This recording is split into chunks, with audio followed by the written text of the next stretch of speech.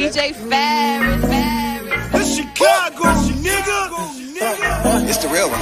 Hit me. Only one is pulling shit the fuck up. Let's get sports talk. Brett Favre says what he says. Now Peterson has to respond. What's the story in your mind? Look, this team is much different than it was when Nick Foles was there. It's a totally different composition, both on offense and defense and special teams. So to automatically now say because Carson is struggling that they should have stuck with Nick and things would be much different right now, I mean, quite honestly, I think that's ridiculous. I mean, there's plenty of people now who also think that since Nick has been in Jacksonville and now been in Chicago, that he isn't really that good and he's not even a starting quarterback. There's some people who think he's not going to make no difference. Jacksonville and the Bears, he haven't done a good job with either of those teams.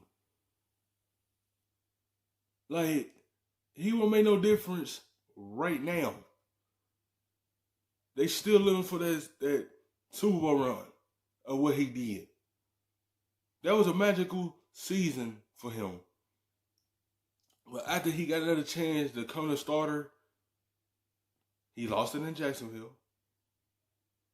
Already he's not going to leave it and lose it in Chicago because the Bears don't want to go back to Mitchell Trubisky.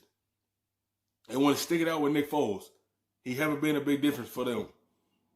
Carson Wentz, he just has to play better. He can't be inconsistent. That's the only thing that hurt him this season. Because he just have a lot of injuries around him. And that's why this team haven't really been playing that well. But the minor the division they play in, they bound to end up winning it. Because any other division they playing in and they have the injuries, they wouldn't have been at the top of the division. It just, when you have the injuries around you, it affects your team. To be benched right now because he was never a starting quarterback. So what does that tell you? So look, I mean, all this is right now is this is just kind of revisionist history because it's easy right now to just pile on Carson. And everyone knows Carson needs to play better. Everyone knows the hero ball stuff has to stop. Everyone knows that.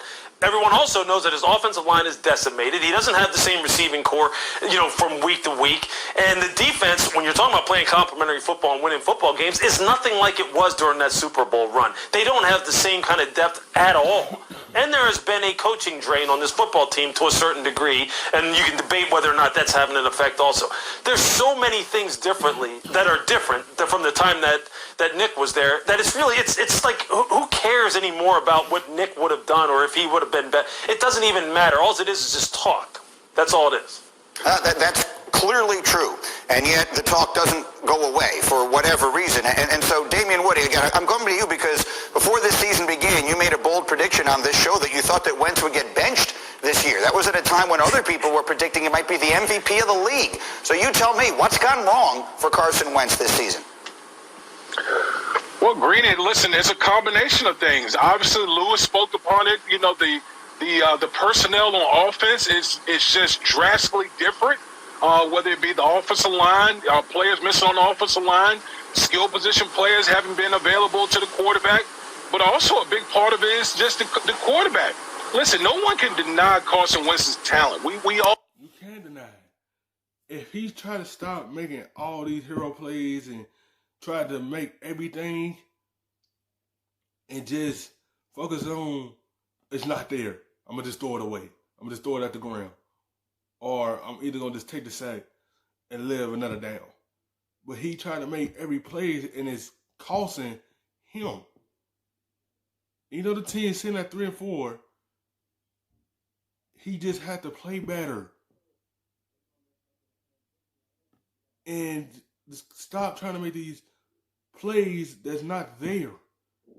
And protect the football a lot more. Don't see it on the field. But the fact that he goes out there and one play he makes a spectacular play, and then he'll follow it up with a couple plays. It's like, what the hell are you doing? The hero ball through, trying to run around. Actually, like Brett Favre, run around and trying to throw these crazy plays, and then it ends up in a bad mistake. You just can't do that, especially the amount of money that the Philadelphia Eagles are paying you. You just can't do that. And until he eliminates that, I'm sticking by it. There's gonna be people clamoring for the backup to come in at some point. Yeah, and Jalen Hurts, remember, they drafted in the second round. But I'm glad he said that, Nee, because I was actually thinking it. If there was a quarterback that I would think Favre would like, it would be Carson Wentz, because he's certainly much more similar than Nick Foles is. Yeah, but no one likes what they see when they look in the mirror. You're always annoyed by the person who acts like you. He's trying to take his place. So, yeah, I can understand why he will look at that and say, no, that's not that's not the type of quarterback that I would want to bring in. But I got a bone to pick with Lewis because he just came in and took everything, all the good stuff. Frank Wright, they need to bring him back. He talked about I know Thanksgiving is coming up, but you can't take all the smorgasbord. You got to leave some analysis for me. Jeez, but I would say Louis is greedy. I would say that they made the right decision at the time when they made the decision, given the information that they had. And right now, it still seems like they made the right decision. Both of these quarterbacks right now are playing like bad quarterbacks. You got two bad quarterbacks. You take the young bad quarterback because there's potential that he will get better. Fair enough. Very quickly, Lewis, because they play in this ridiculously bad division, they likely will make the playoffs this year.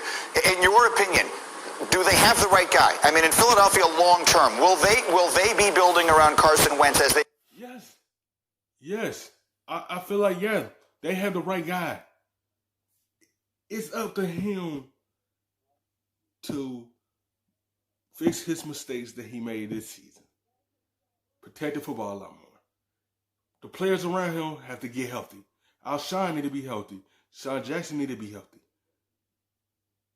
Peters had to be healthy. The whole offensive line need to be healthy. It's all about this personnel. They all need to be together on a full season.